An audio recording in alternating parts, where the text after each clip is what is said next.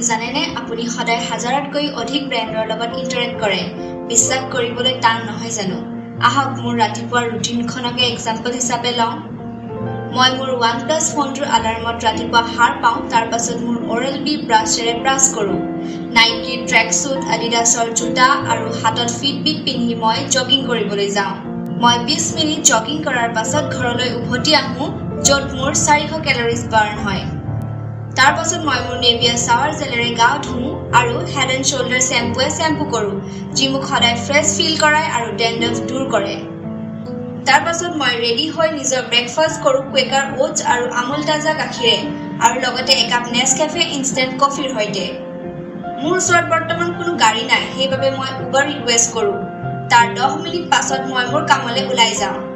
ইমান কম সময়ত মই ইমান ব্ৰেণ্ডৰ লগত ইন্টাৰেক্ট কৰিলোঁ যে মই হিচাপে ৰাখিব নোৱাৰিলোঁ আৰু মই আশা কৰিছোঁ যে আপোনালোকে যাতে এই ইন্টাৰেকশ্যনসমূহ মনত ৰাখে তেতিয়াহ'লে এটা ব্ৰেণ্ড কি হয় এডাল সাধাৰণ টুথব্ৰাছ আৰু এডাল Oral-B টুথব্ৰাছ ইউজ কৰাৰ মাজৰ পাৰ্থক্যকে ব্ৰেণ্ড বুলি কোৱা হয় বা এযোৰ সাধাৰণ স্পৰ্টছ জোতা আৰু নাইকিৰ স্পৰ্টছ জোতা এযোৰ পিন্ধাৰ মাজত কনফিডেন্সৰ যি পাৰ্থক্য আছে তাকে ব্ৰেণ্ড বুলি কোৱা হয় ব্ৰেণ্ড শব্দটো নৰ্ছ লেংগুৱেজৰ পৰা সৃষ্টি হৈছে যাৰ অৰ্থ আছিল বাৰী এডালৰ টুকুৰা তাৰ পাছত ভাৰ্ব হিচাপে ব্ৰেণ্ড শব্দটো ব্যৱহাৰ কৰা হৈছিল যেতিয়া কোনো এটা বস্তু গৰম লোহাৰে মাৰ্ক কৰা হৈছিল 17শ চেঞ্চুৰীলৈকে ব্ৰেণ্ড শব্দটো এজন মালিকৰ পৰিচয় হৈ পৰিছিল আৰু মানুহে নিজৰ মাৰ্ক আৰু চিম্বল বনাবলৈ আৰম্ভ কৰিল বৰ্তমান মাৰ্কেটিঙৰ জগতত এটা ব্ৰেণ্ডৰ আইডেন্টিটি তাৰ কালাৰ শেপ লগোজ ফন্ট টেগলাইনছ আৰু শ্লোগানছৰ জৰিয়তে কৰা হয় আৰু কেৱল এই পৰিচয়কে আমি ব্ৰেণ্ড বুলি ক'ব নোৱাৰো ব্ৰেণ্ডিং বহুত কম্পিটিটিভ আৰু কমপ্লেক্স হৈ পৰিছে আৰু প্ৰত্যেক কোম্পানীৰে এটা ইচ্ছা আছে যে তেওঁলোকে এটা মনত থকা ব্ৰেণ্ড বনায়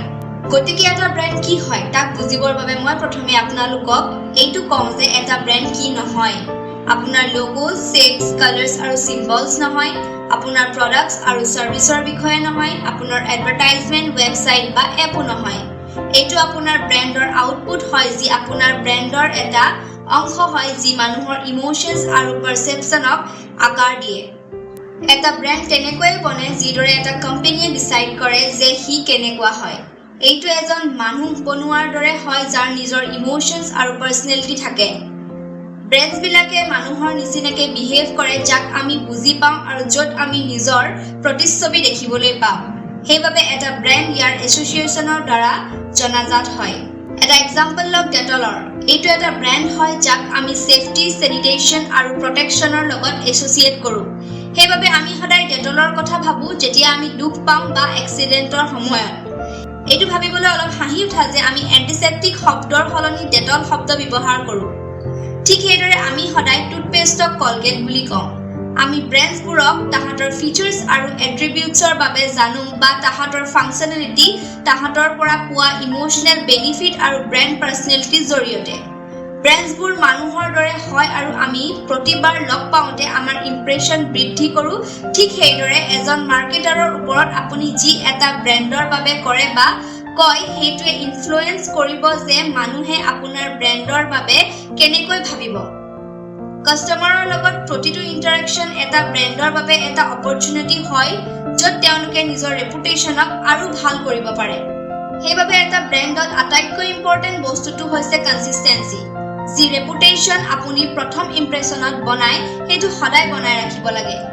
আমি এই কথাটো সকলোতে শুনিব পাওঁ সোশ্যাল মিডিয়া ইনফ্লুৱেঞ্চাৰৰ পৰা গ্ৰোথ হেকাৰলৈকে যি আমাক আমাৰ মেছেজত কনসিস্টেন্সি ৰাখিবলৈ কয় কিন্তু কনসিস্টেন্সি ৰখাটো অলপ টান হৈ পৰে যেতিয়া এটা ব্ৰেণ্ডৰ এইটো আইডিয়া নাথাকে যে তেওঁ কোন হয় আৰু কি ৰিপ্ৰেজেন্ট কৰে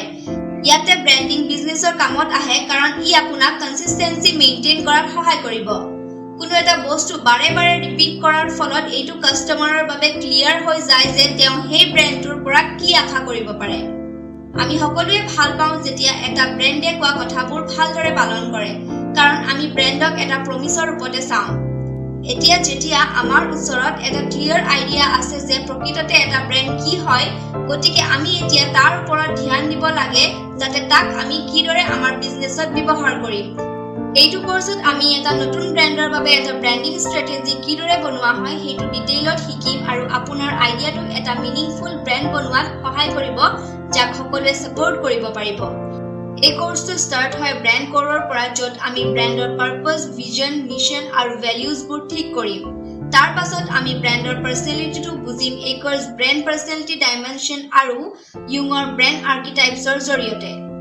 যাৰ পাছত আমি ব্ৰ্যান্ড টোন অফ ভয়েসৰ বিষয়ে বুজিম আৰু আমি আমাৰ ব্ৰ্যান্ড কমিউনিকেশনত কিমান ফৰ্মেল আৰু ফানি হ'ব লাগে হেতু ঠিক কৰিম। তাৰ পাছত আমি আমাৰ কাস্টমাৰক ভালকৈ বুজিবলৈ চেষ্টা কৰিম। এটা ব্ৰ্যান্ডে সদায় তেওঁলোকৰ প্ৰডাক্টবোৰ কাস্টমাৰ্স আৰু তেওঁলোকৰ প্ৰয়োজনীয়তাৰ বাবে ডিজাইন কৰে। ইয়াত আপুনি পাৰ্সোনাস ডেভেলপ কৰিব পাৰে যাৰ জৰিয়তে আপুনি জানিব পাৰিব যে আপোনাৰ আইডিয়েল কাস্টমাৰবোৰ কেনেকুৱা হ'ব পাৰে। যাক আমি এখন এমপ্যাথি মেপ আৰু এটা কাস্টমাৰ জাৰ্নিত ৰিপ্ৰেজেন্ট কৰিম। তাৰ পাছত আমি আমাৰ ব্ৰ্যান্ডৰ পজিশনিং এনালাইজ কৰিম এটা ব্ৰ্যান্ড পিৰামিডৰ জৰিয়তে আৰু এটা পজিশনিং ষ্টেটমেন্ট লিখিম যি আপোনাৰ ব্ৰ্যান্ড পজিশনিংটো হাইলাইট কৰিব। ইয়াৰ পাছত আমি আমাৰ গোটেই ব্ৰ্যান্ডিং আইডিয়াটোক ৰিপ্ৰেজেন্ট কৰিম ইয়াৰ ব্ৰ্যান্ড আইডেন্টিটিৰ ৰূপত আৰু বেলেগ ধৰণৰ ব্ৰ্যান্ডৰ নাম, কালাৰ্স, লোগোজ আৰু স্লোগানছৰ বিষয়ে আলোচনা কৰিম। তাৰ পাছত আমি কোৰ্সটো কমপ্লিট কৰিম আমাৰ গোটেই ব্ৰ্যান্ডিং আইডিয়াটোক এটা ব্ৰ্যান্ড আইডেন্টিটি প্ৰিজমত ৰিপ্ৰেজেন্ট কৰি যাৰ জৰিয়তে আমি এটা ব্ৰ্যান্ড ষ্টৰী বনাব পাৰিম। ইমানখিনি শুনাৰ বাবে বহুত ধন্যবাদ। পাছৰ সেশনত আমি ব্ৰ্যান্ড কোৰৰ বিষয়ে কথা পাতিম। Thank you and keep hustling.